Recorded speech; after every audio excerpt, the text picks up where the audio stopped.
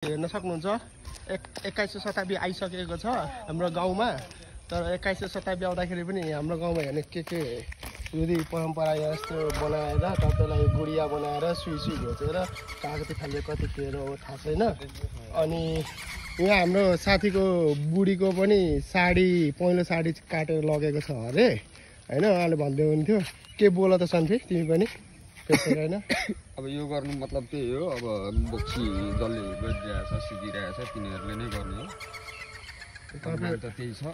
तपाईहरु पनि तपाईहरुको गाउँमा यस्तो हुन्छ कि हुँदैन एकछिन जुडी परम्परा एकचोटी तपाईहरु पनि कमेन्ट गरिदिनु होला गाइस। हेर्नु हाम्रो गाउँमा चाहिँ यो यस्तो गरेको रहेछ। भर्खरै मर्निङ वाक जाँदाखेरि हामीले चाहिँ ख्याल गरिनौं।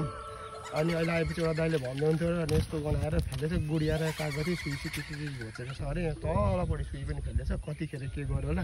यस्तो गर्ने मान्छेलाई चाहिँ के गर्नु चाहनुहुन्छ तपाईहरु गाइस कमेन्ट गरिदिनु होला।